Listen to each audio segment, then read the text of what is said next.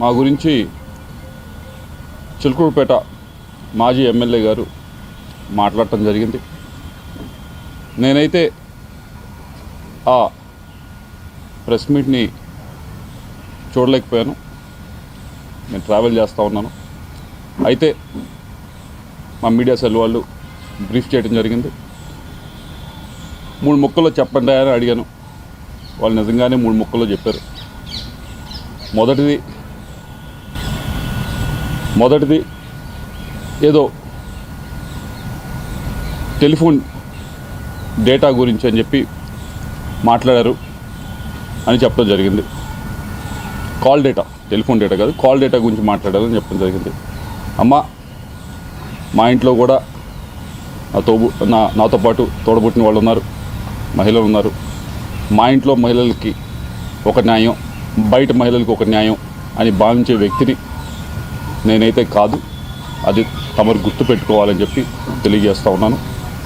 రెండో విషయం, ఏదో ల్యాండ్ విషయం అని చెప్పి మాట్లాడారు. ఏదో విశాఖపట్నంలో ఏదో ల్యాండ్ ఉంది, అది ఇది అని మాట్లాడటం జరిగింది. అమ్మ, మేము 45 సంవత్సరాలుగా 1977 నుంచి విజ్ఞాన విద్యా సంస్థ నడుపుతూ ఉన్నాం. ఈ 45 సంవత్సరాల పైగా ఉన్న ప్రయాణంలో ఆంధ్ర రాష్ట్రంలో కాదు, దేశం మొత్తం ఎక్కడా కూడా, ఆంధ్ర రాష్ట్రంలో కాదు దేశం మొత్తంలో ఎక్కడా కూడా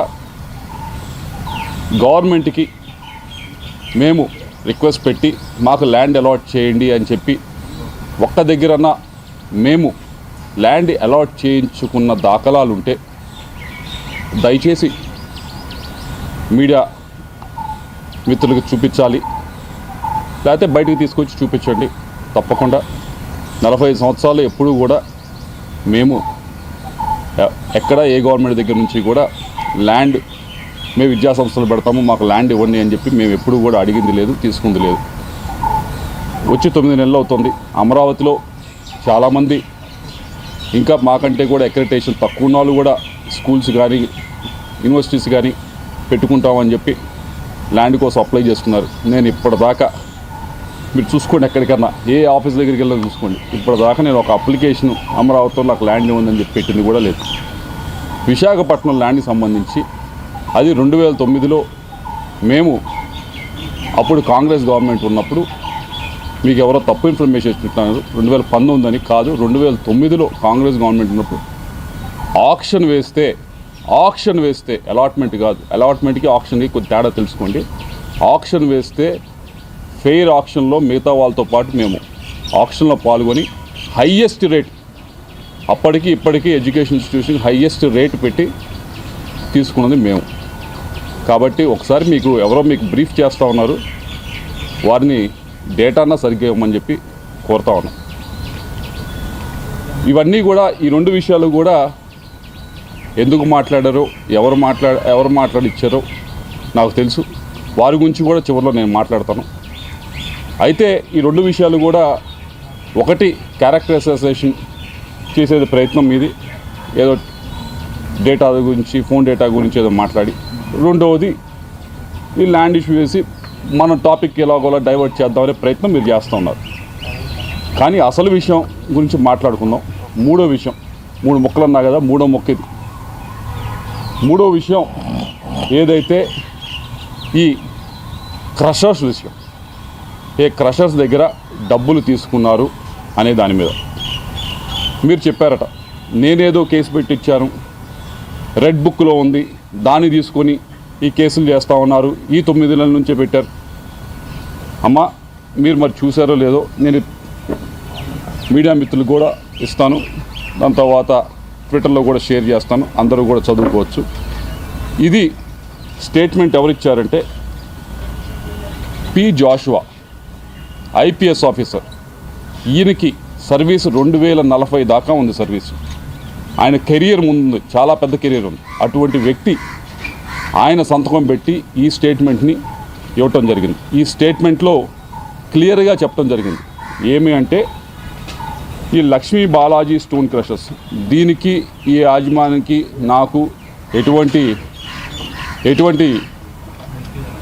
బంధుత్వం లేదు, ఎటువంటి బిజినెస్ పరంగా ఏమీ లేదు, నాకు ఎటువంటి ఇది లేదు. ఈ బాలాజీ స్టోన్ క్రషర్స్ అనే ఆయన మీదకి ఏం చేశారనేది క్లియర్గా చెప్పుంది.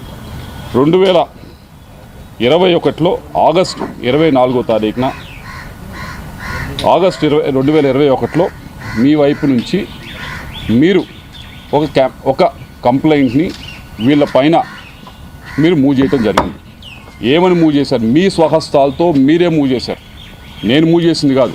ఇదేదో 2024 అధికారంలోకి వచ్చిన తర్వాత చేసింది కాదు. ఇది మీరు కంప్లైంట్ పెట్టడం జరిగింది.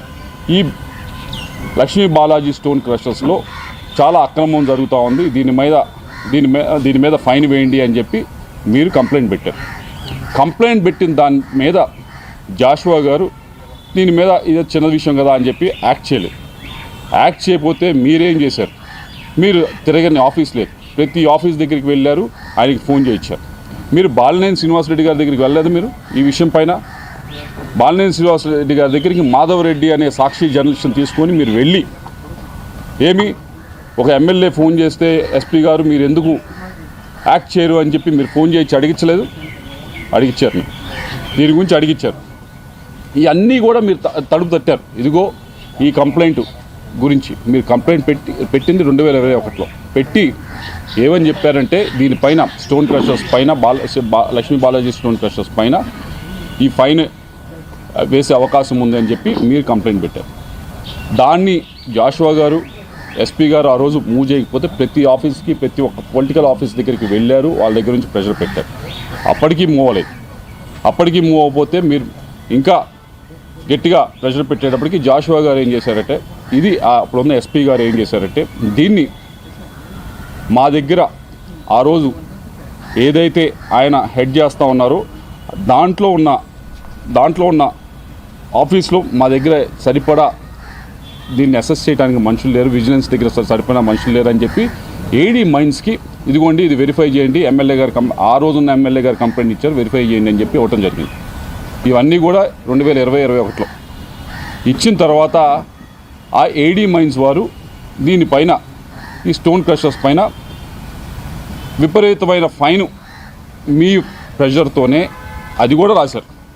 మీరు పొలిటికల్ ప్రెషర్ పెడితేనే వాళ్ళు విపరీతమైన ఫైన్ దీనిపైన లెవీ చేయబోయారు. ఎందుకు లెవీ చేయబోయారు? ఎందుకు రాశారు?